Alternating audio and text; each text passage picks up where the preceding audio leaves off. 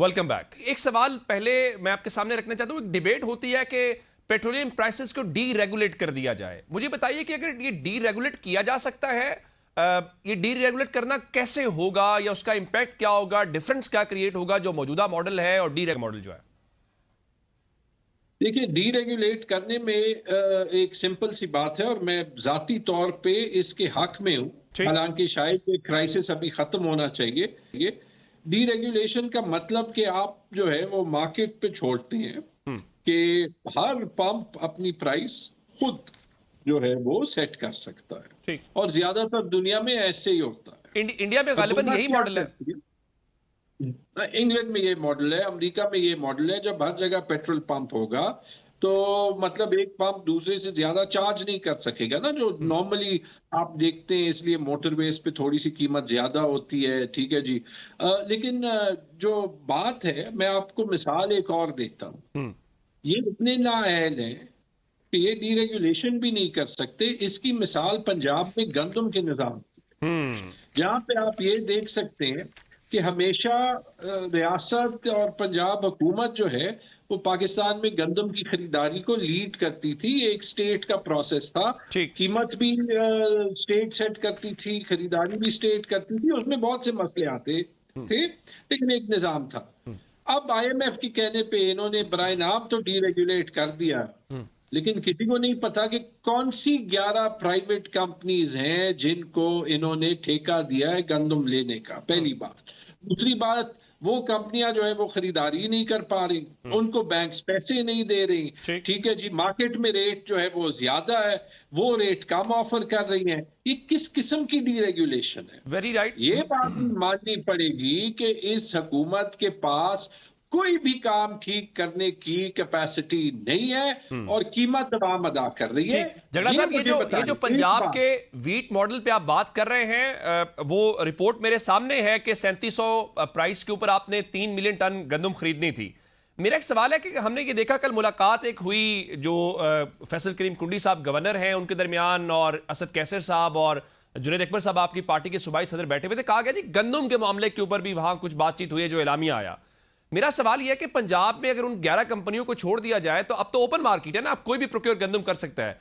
तो क्या खैबर पख्तूनख्वा जो इतराज करता है पंजाब के ऊपर या बाकी चीजों के ऊपर, खैबर पख्तूनख्वा गवर्नमेंट को गंदम प्रोक्योर नहीं करनी चाहिए ओपन मार्केट से, ताकि आपके सूबे का मसला हल हो जाए? ये पंजाब के साथ भी ज्यादती है और सबसे जरूरी चीज ये है हम्म। कि ये एक गैर आईनी कदम है जो वफाक पाकिस्तान से दुश्मनी है, जो हम्म। पंजाब हुकूमत कर रही है। अच्छा। हम क्यों जो है वो पंजाबियों और पश्तूनों के दरमियान ये रोटी पे सियासत करना चाहते हैं? आइन का आर्टिकल 151 कहता है कि आप मूवमेंट ऑफ गुड्स पे पाबंदी नहीं लगा सकते। ठीक। ये हर अखबार की हेडलाइन है कि अपनी हुकूमत जो है वो हर साल इंटर डिस्ट्रिक्ट और इंटर प्रोविंस जो है वो गंदम की मूवमेंट पे बैन लगा देती है। उसकी वजह से क्या होता है, वो गंदम जब बाहर जाता है वो फिर रिश्वत दे के जाता है। उसकी वजह से क्या होता है कि मार्केट के असूल से ज्यादा ठीक। खैबर पुख्तूनख्वा जैसे सूबे में गंदम जो है वो ज्यादा महंगी बिकती है, लेकिन उसका फायदा पंजाब के किसान को नहीं होता, हम्म। क्योंकि वो जब मूवमेंट बंद हो जाती है तो उस बेचारे की गंदम जो है वो उस दाम पे नहीं बिकती जो उसको मिल सकता है। ठीक। तो आप एग्रीकल्चर सेक्टर को अलहदा तबाह करते हैं, आप मुल्क में जो यूनिटी है उसको अलहदा तबाह करते हैं। देखिए, जब हमारी पार्टी में कोई गलती से ऐसी बात करता है, और गलत बात है कि जी तरबेला डैम की बिजली बंद करते हैं, हम्म। नहीं अलाउड, बंद करना नहीं करनी चाहिए बात। ठीक।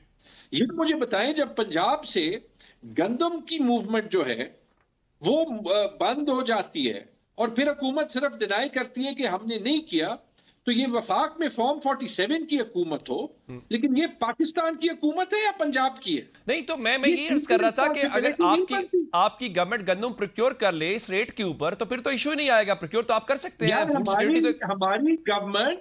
हमारी गवर्नमेंट सबसे पहले उसने प्रोक्योरमेंट पंजाब से करनी है, क्योंकि खैबर पुख्तूनख्वा का बेशतर इलाका पहाड़ी है। खैबर पुख्तूनख्वा में जो हमारी नीड है उसके तकरीबन 25% गंदम उग सकती है। पंजाब में हमेशा पंजाब की नीड से सरप्लस गंदम उगेगी। मैं ठीक। गंदम पंजाब में उगाऊंगा ही इसलिए ताकि वो खैबर पख्तूनख्वा जाए, ताकि वो अफगानिस्तान जाए। अगर ना हो तो पंजाब में गंदम इतनी ज्यादा फिर हो जाएगी कि किसान को जो है वो कीमत कम मिलेगी, आगे वो गंदम नहीं उगाएगा। वेरी ये राइट। कोई इतनी अच्छा, मुश्किल एक बात एक तो नहीं है एक ना समझ में। मैं समझ गया। एक चीज और, हम आपकी गवर्नमेंट जब आई विफाक के अंदर तो हमने ये देखा कि चीनी को लेकर कहा गया जी काटिल है, बहुत मुकदमात भी हुए, एफआईए को मैदान में उतारा गया।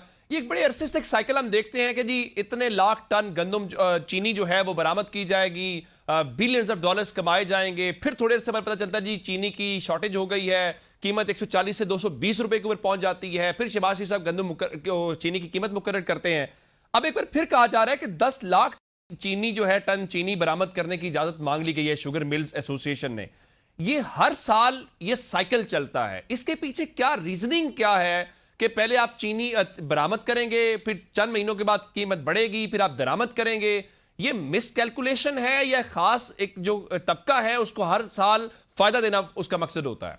एक बात समझ जाए, ये स्पेशल इंटरेस्ट्स की हुकूमत है, नाजायज हुकूमत भी है, स्पेशल इंटरेस्ट की हुकूमत भी है। मैं जिस बात पे हैरान हुआ कि एहसन इकबाल साहब जो 4 बार प्लानिंग मिनिस्टर रह चुके हैं, कह रहे हैं कि पेट्रोल की कीमत ज्यादा होने का जिम्मेदार पाकिस्तान के अवाम है, क्योंकि वो टैक्स नहीं देते, क्योंकि वो टैक्स मैनेजमेंट करते हैं। मुझे याद आया कि जब मकसूद चपरासी का केस चल रहा था तो राना सनाउल्लाह टीवी पे आ रहा था कि टैक्स मैनेजमेंट करना कोई बुरी बात नहीं है, अगर उन्होंने टैक्स मैनेजमेंट की है तो ये मनी लॉन्ड्रिंग नहीं है, पता नहीं कौन कौन से जो है वो बहाने दिए जाते थे एक ब्लैक एंड व्हाइट केस में।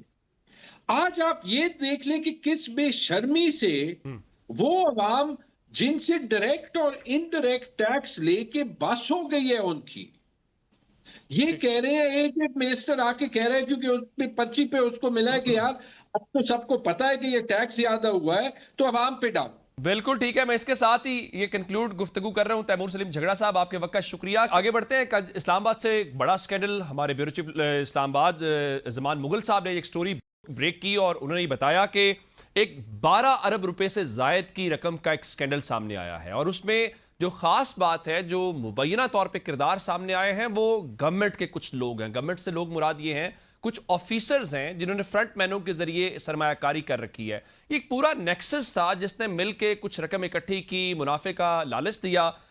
ये सारा कुछ क्या हुआ? इसमें एक मरकजी किरदार जो है आदिल इकराम, उसका नाम बताया जा रहा है। हमें जमान मुगल साहब ने स्टूडियो में ज्वाइन किया, उनसे तफसीलात जानते हैं। मुगल साहब, आपके वक्त का बहुत शुक्रिया। मुझे बताइए कि 12 अरब रुपए तो बहुत बड़ी रकम है, ये कैसे लोगों को इकट्ठा किया गया है?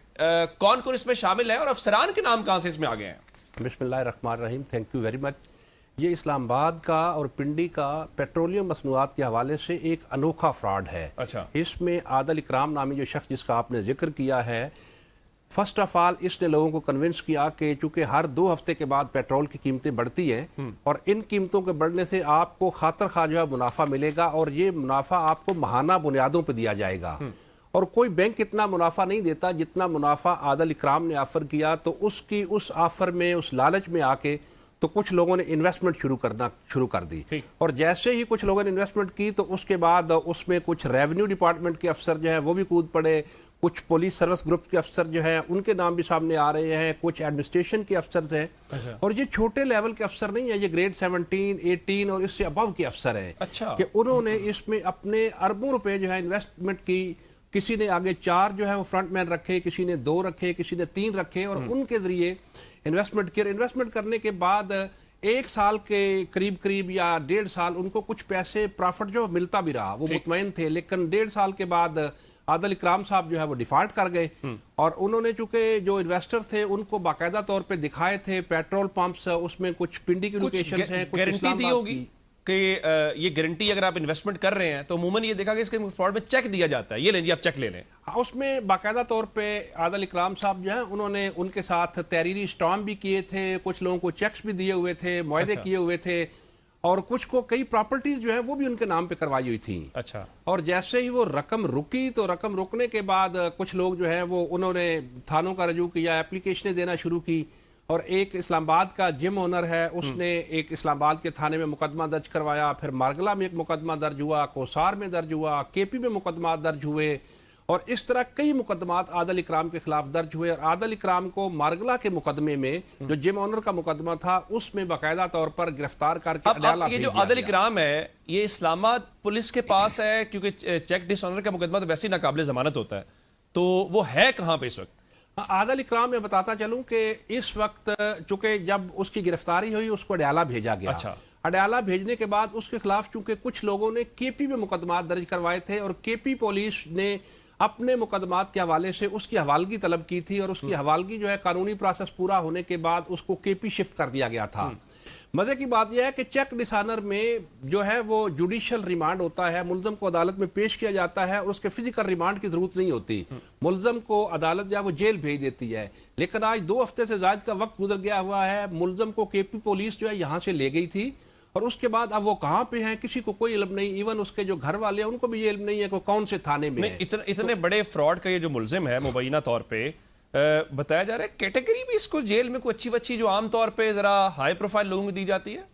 जी बिल्कुल, आम लोगों को तो ठुडे मारे जाते हैं, उनको तो दलीलो ख्वार किया जाता है, लेकिन जिसके पास पैसा होता है उसको आउट ऑफ वे सहूलियात दी जाती हैं। और इस पैसा भी सरकारी, मुगल साहब, पैसा भी सरकारी अफसरों का हो जिसके बिल्कुल बिल्कुल, इस मुलजम के हवाले से बाकायदा तौर पे हमें पता चला कि इसको बाकायदा तौर पर बी क्लास दी गई थी। अच्छा। और वो किसी भी कैटेगरी में बी क्लास उसकी नहीं बनती थी, लेकिन उसको बी क्लास दी गई थी। अब तो चूंकि वो यहाँ पे है नहीं, अब सवाल ये पैदा हो रहा है कि केपी में उसके खिलाफ कौन से ऐसे मुकदमात हैं कि जिसमें उसको वहां पे इतने टाइम से रखा गया है। चूंकि चेक डिसऑनर का मुकदमा एक दिन अदालत में मुलजम को पेश किया जाता है और दूसरे दिन उसी दिन ही अदालत जो है उसको जेल भेज देती है।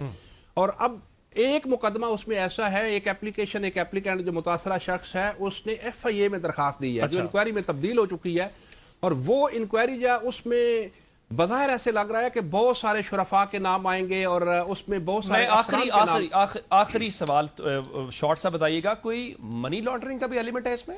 बिल्कुल, ये जितना काला धन था अफसरान का, चूंकि उन्होंने आगे फ्रंट मैन रखे हुए थे, उसको बाहर मुंतकिल करने के लिए इस्लामाबाद का एक मारूफ मनी चेंजर है, ब्लू एरिया में उसका दफ्तर है, और उसकी जो है वो खिदमात ली गई थी, और 2 मुमालिक में ये जो पैसा है उसको भेजा गया है। खत्म हो गया, वरना जितनी बात की जाए नई से नई डायमेंशंस निकलती दिखाई दे रही है। 12 अरब रुपए का मुबैना फ्रॉड है, जिसमें मुगल साहब जेल्स में बताया कि उसमें अफसरान के नाम भी आ रहे हैं। फिलहाल पाकिस्तान में ऐसे चलता है, अब पता नहीं कब तक चलेगा, इस तहकीकात होंगी, मंतकी अंजाम तक पहुंचेगा कि नहीं पहुंचेगा। प्रोग्राम से मैं इजाजत दीजिएगा, अपना बहुत सारा ख्याल रखिएगा, खुदा हाफिज़।